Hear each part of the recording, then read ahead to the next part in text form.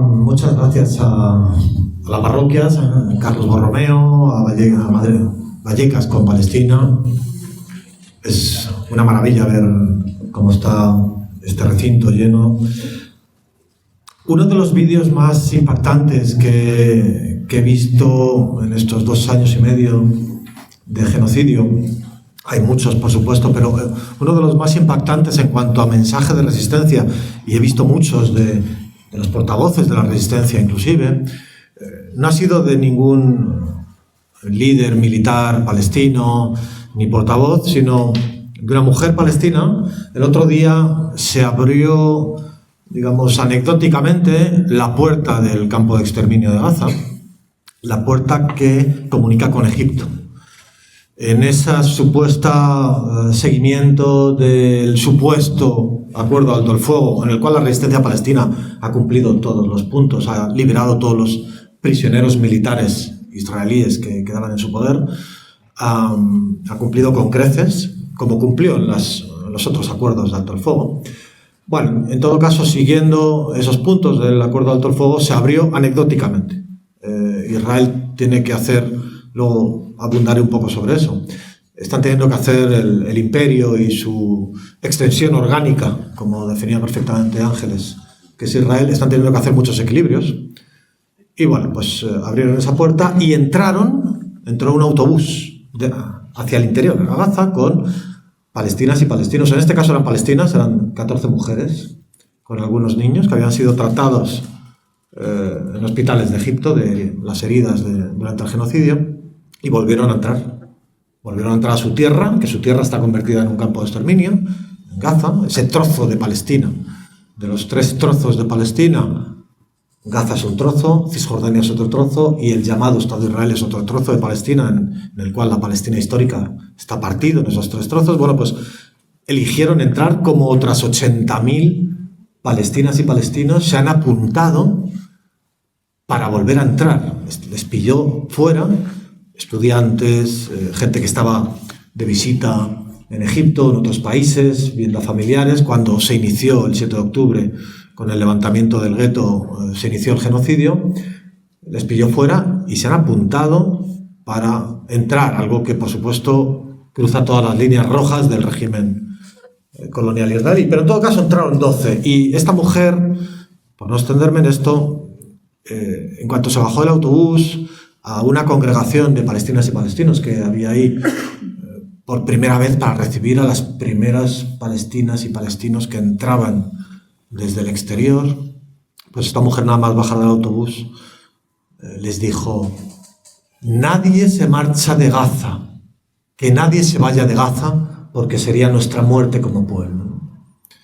Y en esas 3 escuetas frases, emocionada, llorando cuando volví a pisar la tierra palestina, venía a resumir lo que yo creo que nos ha costado un cierto trabajo en estos 2 años y medio conseguir aprender, reaprender, transmitir en estas charlas, pero muchas de vosotras y vosotros habéis conseguido también entender a través de charlas como esta, de ver vídeos en YouTube, de cuál es el eje central de la cuestión palestina, ¿no? El 7 de octubre a mucha gente le pilló probablemente, más o menos despistada, más o menos con la cuestión palestina olvidada, sepultada por décadas de silencio mediático o de distorsión mediática.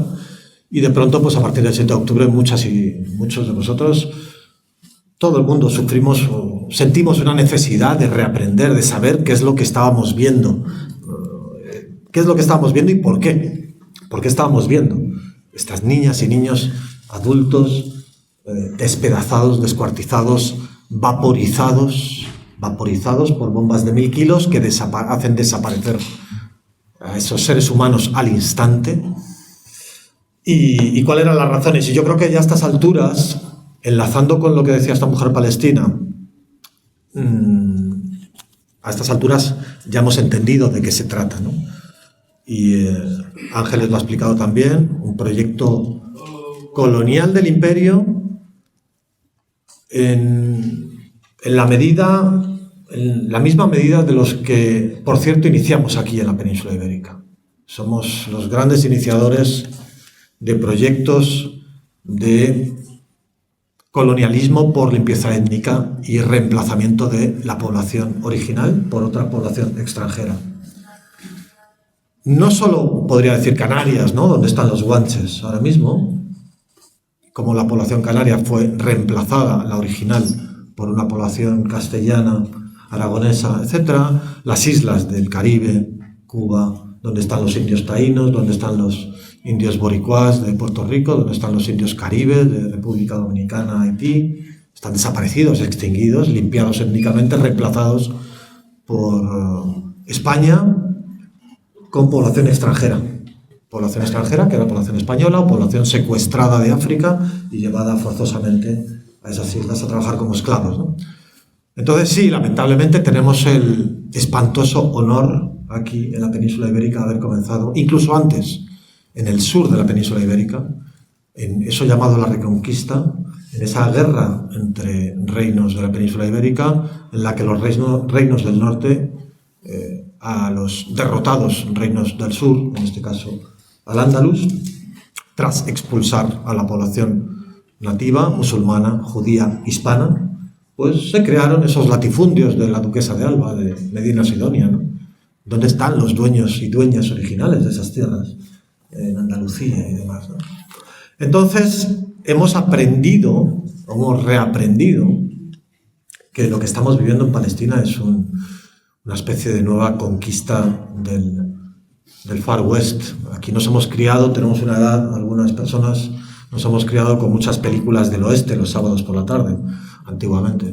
Ahora ya no, pero John Wayne, Gary Cooper eran nuestros héroes cuando asesinaban a esos nativos que nos hacían ver esas películas, que eran bárbaros, eran poco menos que inhumanos, subhumanos, animales humanos, como dijo el ministro israelí de la guerra, Yoav Gallant, sobre los palestinos. Es la misma retórica, el mismo discurso, los mismos métodos, simplemente con una tecnología del siglo XXI. Y como decía Ángeles, no hay nada más paradigmático que pensar en esas colonizaciones de las praderas norteamericanas, cómo se producían, ¿no? Con el fuerte del 7º de caballería, donde dentro estaban los colonos con los carromatos, con las carretas. Del fuerte salían los soldados del 7º de caballería, exterminaban a los nativos de esa zona y a partir de ahí ya salían las carretas con los nativos, con los colonos, con los invasores, a ocupar las praderas, ¿no? Y eso es básicamente, y eso explica el porqué, el dato que ha dado Ángeles de por qué los colonos extranjeros en Palestina, llamados israelíes, se marchan aterrorizados desde el 7 de octubre.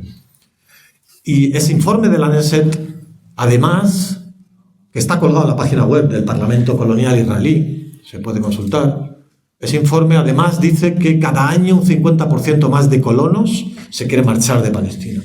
Un 50% más cada año es una progresión geométrica, hiperbólica, parabólica. Es decir, no es que sea una tendencia lineal constante de más y más, sino que es explosivo. Es como el 1.000.000 de colonos franceses en Argelia, cuando Argelia se liberó y se agolparon todos en el aeropuerto de Argel para huir, porque no querían ser iguales que los nativos, querían seguir siendo colonos supremacistas y era intolerable que los nativos ahora tuvieran los mismos derechos que los colonos. También he conocido españoles que nacieron en Tetuán.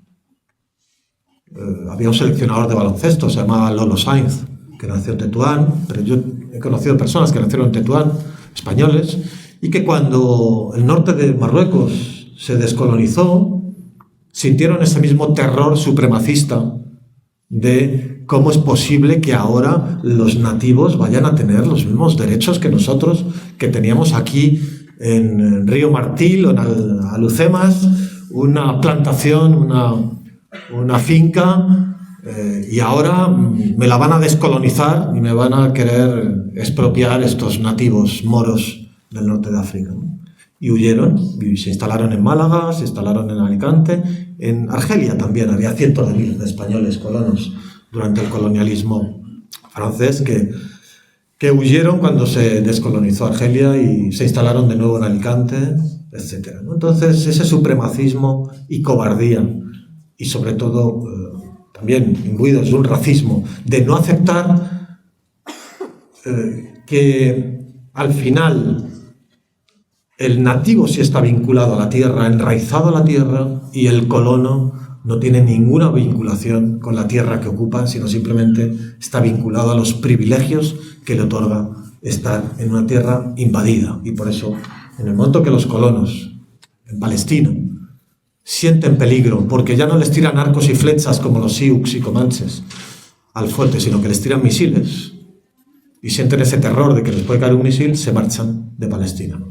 Entonces, hemos ido entendiendo todo eso, hemos ido entendiendo que hay un proyecto de erradicar completamente, ya sea por el exterminio o ya sea por la expulsión, a los 2 millones de palestinos de Gaza, a los 3 millones de palestinos de Cisjordania, y como mucho ya veremos si quedarse con los 2 millones de palestinos que viven en el trozo de Palestina llamado Israel, como mucho ya se verá si se quedan con ellos, para ser una especie de Nueva Zelanda, con un 10% de maoríes. Bueno, hemos entendido que ese es el proyecto, y como lo hemos ido entendiendo en estos 2 años y medio, en septiembre se produjo algo realmente asombroso, y es que las protestas mundiales contra este experimento de ingeniería colonial, de ingeniería demográfica, en vivo y en directo en nuestros móviles, era completamente repugnante e intolerable. Y en el mes de septiembre, millones de seres humanos en todo el planeta alcanzaron un punto de clímax en las movilizaciones contra el genocidio.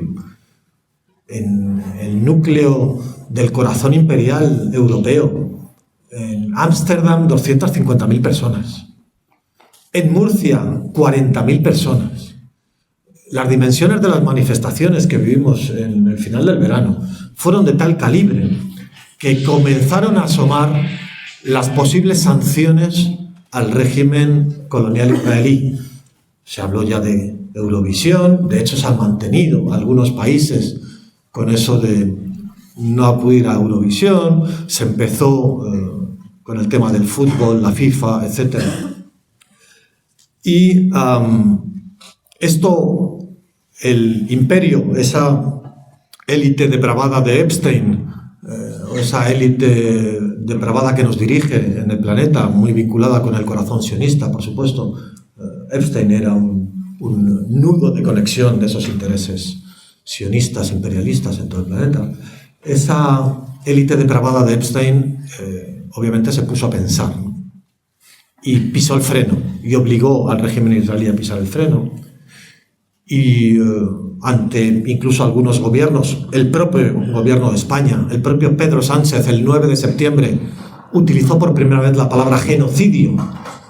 Por primera vez, y eso no es gratuito. Si un presidente de gobierno utiliza la palabra genocidio, está definiendo que hay un actor genocida, y por tanto tiene que obrar en consecuencia, ¿no? A pesar de ello, la embajada sigue ahí abierta en Príncipe de Vergara.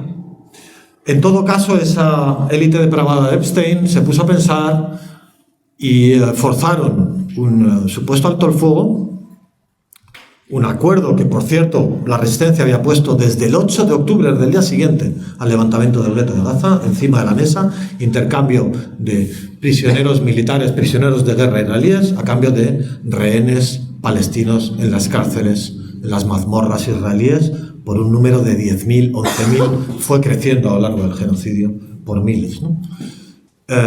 Junto con entrada de alimentos, reconstrucción, etcétera, etcétera.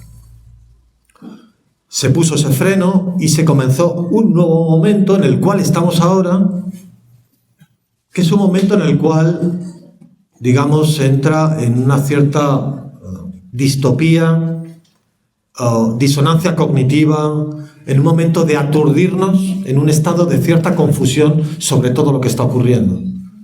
Si lo teníamos muy claro hasta, digamos, hasta septiembre de 2025, ahora, por supuesto, sigue estando claro que el genocidio continúa, más de 600 palestinos asesinados en los 120 días del supuesto alto el fuego, pero en todo caso sembrarnos una cierta confusión y aturdirnos con los mensajes de completa disonancia cognitiva que se están lanzando. El propio Pedro Sánchez, el 9 de septiembre, habla de genocidio y 3 semanas después se va a El Cairo a besarle la mano a Donald Trump por un ficticio acuerdo de paz. El propio Pedro Sánchez, que habla el 9 de septiembre de genocidio, continúa, como ha desvelado la periodista Olga Rodríguez hace unos días en los medios, continúa con el comercio, no solo con Israel, sino con los territorios, con asentamientos ocupados, que era algo que era una línea roja, se suponía, para este gobierno. El propio Pedro Sánchez, que el 9 de septiembre habló de genocidio, ahora está dispuesto a mandar tropas, ya ha mandado guardias civiles al campo de exterminio. Entonces, en esa disonancia cognitiva, si hacemos un paralelismo con hace 80 años, teníamos unos campos de exterminio, algunos de los cuales, por ejemplo, muy paradigmático, el de Auschwitz, ¿no? Tenía un letrero en la puerta que ponía el trabajo os hará libres. Y aquí tenemos un letrero en la puerta de este campo de exterminio de Gaza que dice Junta de Paz de Donald Trump, a la cual se ha agregado ayer el régimen genocidio israelí, que ha pasado a ser integrante de la Junta de Paz del campo de exterminio.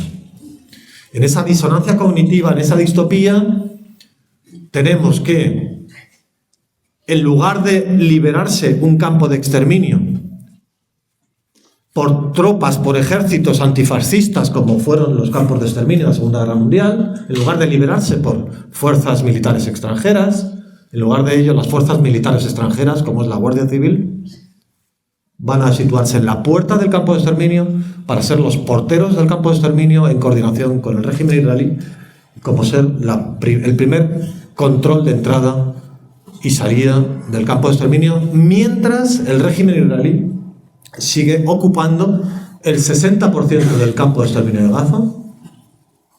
Hoy en día sigue ocupando el 60%, más de la mitad del campo de exterminio de Auschwitz, si se quiere. Y está muy relacionado con lo que ha ocurrido hace unos días, que por primera vez el régimen israelí ha aceptado la cifra de asesinados y asesinadas que los hospitales de Gaza iban pudiendo anotar. No quiere decir que sean los reales. Han anotado 71.000. Pero los reales, por distintos académicos, por la revista médica The Lancet, una revista médica muy prestigiosa internacionalmente, se habla entre un abanico de entre 200.000 y 500.000 asesinados. Ya he dicho, bombas de 1.000 kilos que han vaporizado a los seres humanos en las tiendas de campaña que pillaban alrededor. Cada bomba de esas, 100, 200 palestinos vaporizados, desaparecidos al instante. Entonces, ¿por qué el régimen israelí ha aceptado eso? Esa cifra de 71.000, obviamente porque son conscientes de que la cifra de exterminio es muy superior y además a este régimen se le concede por esa junta de paz distópica de las potencias imperialistas en la que está sentada también el ejecutor, le conceden que siga ocupando la mitad del campo de exterminio para que lo triture, lo pulverice y deje completamente borradas las huellas del exterminio, al menos en esa parte del campo que controla. Es como si al régimen fascista alemán se le hubiera permitido se le hubiera dado el tiempo necesario para que hubiera destruido Treblinka, Auschwitz, Sobibor, Dachau, que los hubiera destruido, desmantelado, pulverizado el terreno para que no quede ni un solo gramo de hueso de las personas exterminadas en esos campos. Y eso es lo que se le está concediendo también al régimen israelí. Entonces, en ese momento estamos. No obstante, no va a ser un paréntesis, digamos, largo. el imperio, el régimen israelí, como hemos explicado antes, Ángeles y yo después, tiene una necesidad fundamental, primaria, y es que todo régimen de invasores en un territorio nativo, en el cual se aplican unas leyes contrarias al lugar del que provienes, cuando tú llegas como invasor extranjero a un territorio indígena en el cual tienes todo permitido, asesinar a un nativo, te quedas con su tierra, asesinar a otro nativo, te quedas con sus recursos. Esas son las leyes que imperan en una invasión, en una colonización, son las contrarias, normalmente a los países del mundo donde ese tipo de normas. Pues esos invasores, esos colonos, precisan de una máxima impunidad y una máxima seguridad e invencibilidad. Es decir, una colonia de colonos necesita la invencibilidad permanente. Así ha logrado Norteamérica, Estados Unidos y Canadá convertir sus regímenes coloniales desde el Atlántico hasta el Pacífico, invencibilidad permanente frente a los nativos norteamericanos. Australia, invencibilidad permanente frente a los pobres nativos arrinconados en 4 guetos alcoholizados, ¿no? Entonces, cuando esa invencibilidad permanente desaparece y esa seguridad permanente desaparece, y los colonos sienten que los nativos ya no usan esos arcos y flechas, sino usan misiles, y que los nativos de alrededor, aliados de los nativos interiores, es decir, los libaneses, los yemeníes, los iraníes, etc., también ya no tiran arcos y flechas, sino que tiran misiles, y desde miles de kilómetros de distancia son capaces de desactivar mi régimen de colonos porque me apagan la refinería de Haifa o me pueden apagar las centrales eléctricas de Tel Aviv, de Ascalón, o me pueden apagar todo el sistema eléctrico, todo el sistema de conducción de agua desde miles de kilómetros de distancia. Entonces los colonos, como hemos dicho, empiezan a marcharse. Y por tanto los colonos precisan, y por eso digo que no va a durar mucho este paréntesis de distopía, porque los colonos exigen a su metrópoli que les otorgue esa invencibilidad y esa seguridad permanente en todo el espacio geográfico de alrededor, no solo en Palestina, sino más allá. Lo han logrado en Siria, pero no lo han logrado en Líbano, no lo han logrado en Irán, no lo han logrado en Yemen. Y por eso le exigen a su patrón, al imperio, que actúe con contundencia, y eso es lo que veremos en las próximas semanas, a pesar del riesgo para el imperio, como el riesgo que fue para el imperio español acudir a intentar mantener Cuba como una colonia, ¿no? A veces los imperios se lanzan a la defensa de sus colonias aun a riesgo de profundizar el declive del imperio que estaba apuntando Ángeles, ¿no? El declive de este imperio americano que está básicamente en bancarrota, con 38 billones de deuda, en fin. No, eso lo ha explicado mucho mejor Ángeles. En todo caso, a veces los imperios, en el esfuerzo gigantesco y en el colapso que les supone el salir a defender una de sus colonias, agudizan, profundizan y aceleran su caída. Eso se ha visto en la historia y es lo que vamos a ver en los próximos meses, sin ninguna duda. Entonces, en esa batalla, y voy a acabar ya, en esa batalla histórica que hemos vivido, simplemente que ahora la presenciamos en nuestros teléfonos, pero la hemos vivido 500 años, iniciada, ya he dicho aquí, en la península ibérica y continuada por otros actores imperiales en otros espacios en el planeta. En esa batalla histórica tenemos que pensar cuál es nuestra misión, ¿no? Nuestra misión aquí en el núcleo del poder imperial. Estamos en el núcleo del poder imperial. Ya he dicho que a pesar de toda la retórica de este gobierno, ha cumplido perfectamente las órdenes que el imperio le dio, este gobierno. Una de ellas, también la ha explicado Ángeles, fue no solo mantener el tránsito de bombas hacia Israel, mantener todo ese tránsito activo, no solo por las bases norteamericanas, sino por Cartagena, por Algeciras, etc., Pero más allá de eso, otra dimensión que se oculta es relacionada con lo que decía Ángeles de la compra de armas, del monocultivo casi de la venta de armas, la orden que en un momento dado le da el imperio a toda Europa colectivamente de tenéis que sostener económicamente al régimen israelí porque está cerca del colapso económico. Eso es algo que no se ha contado en estos 2 años y medio. El régimen israelí de colonos, de 6 millones de colonos frente a 8 millones de palestinos dentro de Palestina, además de estar abocado al colapso demográfico y del desplome en el futuro, además estaba ya en 2024 abocado a un colapso económico, invirtiendo $300 millones diarios en el genocidio en Gaza, en la guerra contra Líbano, etc.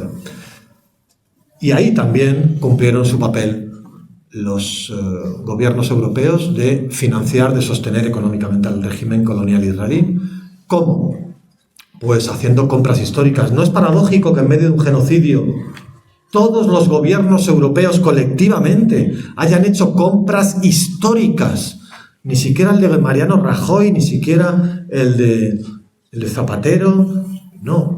Estos gobiernos europeos y el español, en pleno genocidio, de pronto compras históricas al régimen israelí. ¿Cuál era la función de eso? La función de eso era, obviamente, sostener económicamente al régimen israelí, como también sostenerlo a través de la compra de bonos de guerra. Eso ha sido también muy típico en la historia. Un Estado va a emprender una guerra o está en medio de una guerra y emite bonos de deuda, bonos pagarés, que son comprados por inversionistas mundiales y que se esperan recuperar con intereses al final. Eso lo está emitiendo el régimen israelí, bonos de guerra. Se pusieron primero en Irlanda, después en Luxemburgo, y los están comprando los bancos europeos, sostenidos por el Banco Central Europeo.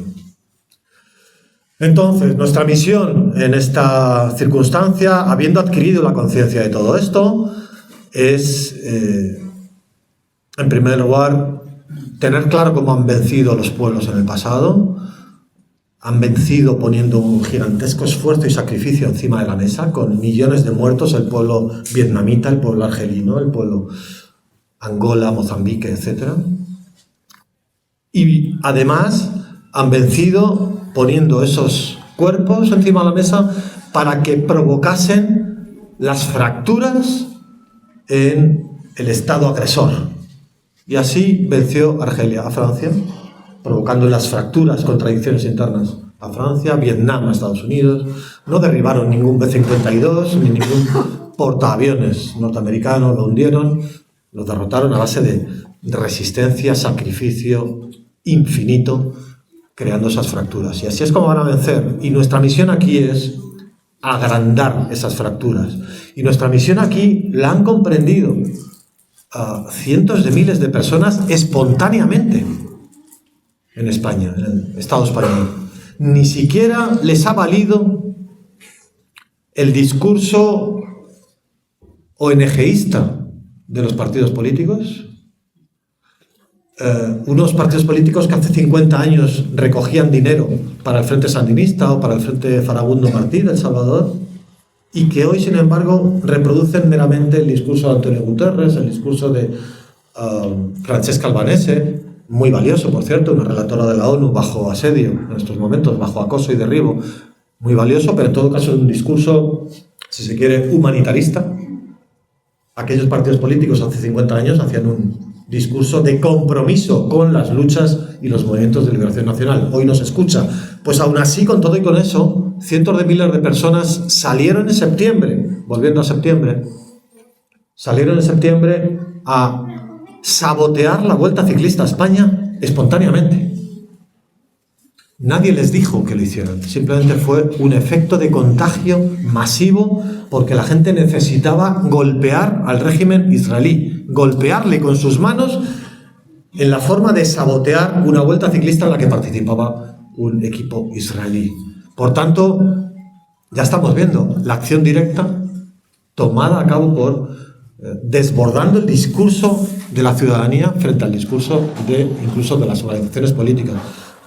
por supuesto, desbordando el discurso de un gobierno que, además de decir genocidio el 9 de septiembre, también dijo ese día Pedro Sánchez que entendía y comprendía este sabotaje de la Vuelta Ciclista, ¿no? Algo sorprendente cuando hoy tienen millones de euros en multas las personas que sabotearon la Vuelta Ciclista. Entonces, la acción directa debe ser, como compañeras y compañeros en Reino Unido, en Gran Bretaña, han llevado haciendo de hace 5 años. Ayer justo salió una sentencia exculpatoria, les declararon terroristas por sabotear fábricas de armas israelíes en Gran Bretaña.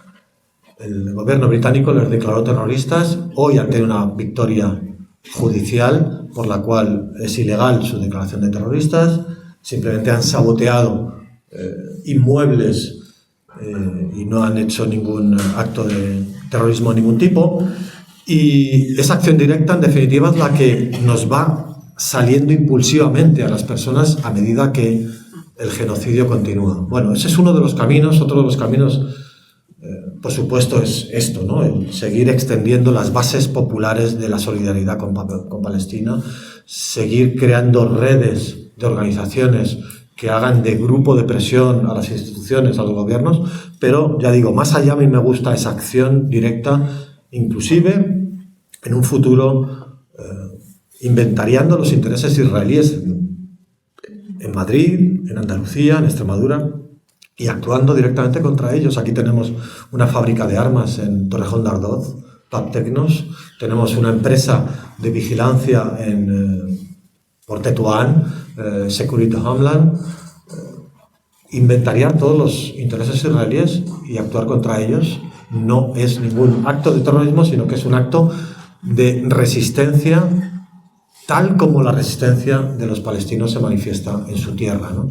Y más allá, ya he dicho ejemplos. Hace 50 años aquí los partidos estaban más comprometidos, organizaciones sindicales, que hoy lamentablemente no están cerrando ni puertos ni aeropuertos, ni están tomando esas empresas israelíes, lamentablemente, pero hace 50 años recaudaban dinero para movimientos de liberación nacional, para Vietnam, para Nicaragua, etcétera, ¿no?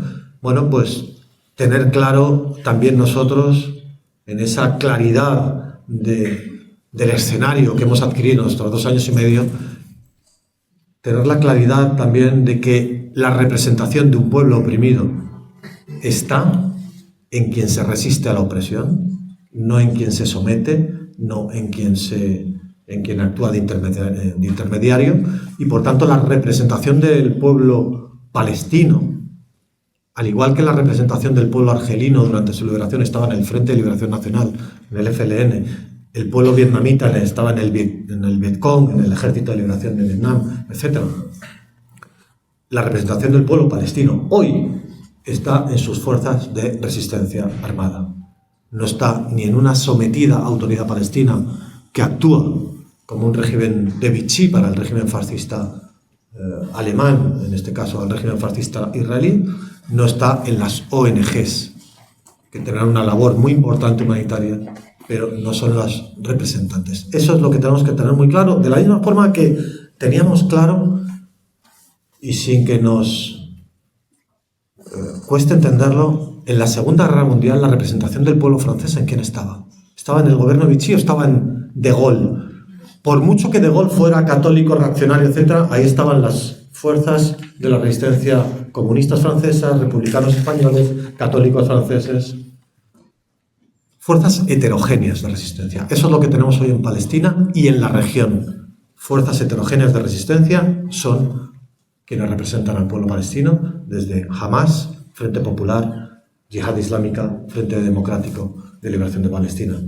Esos son los representantes del pueblo palestino, son quienes debemos vincularnos cuando queramos escuchar al pueblo palestino.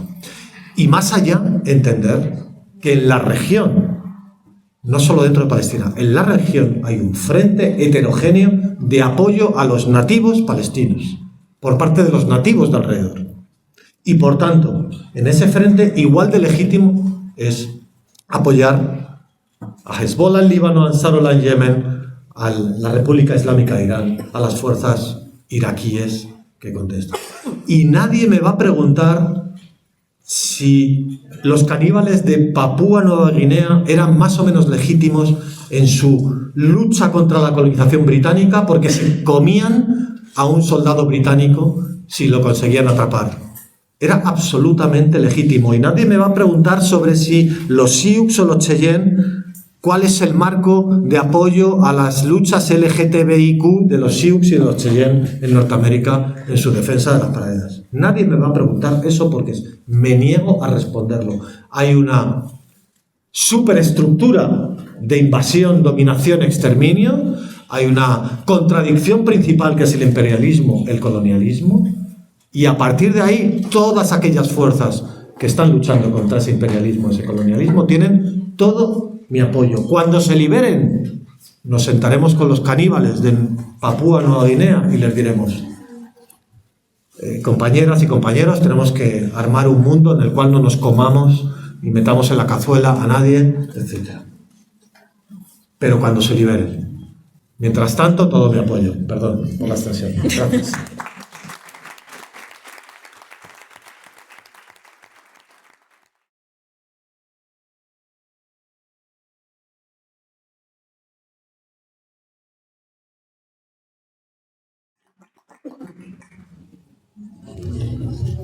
Bueno, buenas tardes a todos.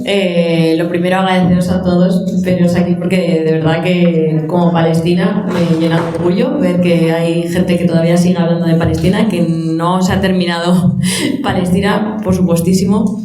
Y bueno, sobre todo agradecer a Vallecas con Palestina por organizar este tipo de actos, a la parroquia San Carlos Borromeo y agradecer también a Ángeles y a Dani, que la verdad es un placer compartir mesa con vosotros. Bueno, yo no soy tan conocida. Mi nombre es Susana Sacarne. Yo soy palestina de segunda generación. Mis padres, los dos son palestinos y bueno, estamos aquí en representación de la diáspora palestina en Madrid. Desde hace 2 semanas estoy presidiendo la comunidad hispano-palestina en Madrid y bueno, simplemente pues queríamos aquí un poco contaros qué es lo que hacemos, por qué es tan importante también nuestro papel aquí. La comunidad pues la conformamos, como ella decía, palestinos de la diáspora en Madrid. Son muy diferentes las historias, cada uno con su historia, pero lo que sí que hay un denominador común y es que no estamos aquí por casualidad, ni es una consecuencia meramente migratoria y la causa es la misma. El pueblo palestino ha sido y está siendo dispersado, fragmentado y por eso estamos aquí.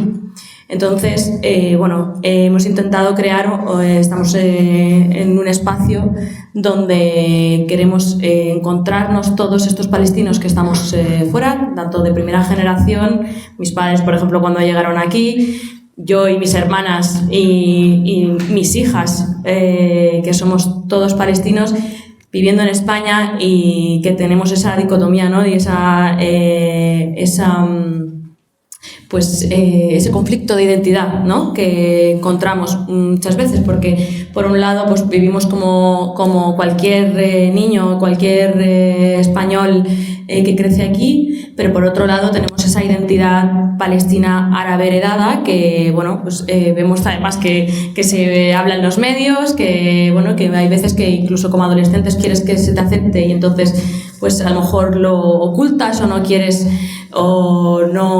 ser palestino para no ser diferente, ¿no? Pues a medida que vas creciendo, pues vas viendo lo importante de la identidad, ¿no? Y de preservarla y por eso estamos en esa comunidad intentando que estos niños se encuentren y encuentren un poco, se identifiquen entre ellos, ¿no? Que conozcan la cultura, porque también esa es una forma de resistencia, porque Palestina tiene que vivir, aunque estemos fuera, somos igual de palestinos. También es importante que decirle a todo el mundo y que se sepa que tenemos el mismo derecho también a decidir el destino de Palestina y se tiene que contar con nuestra opinión.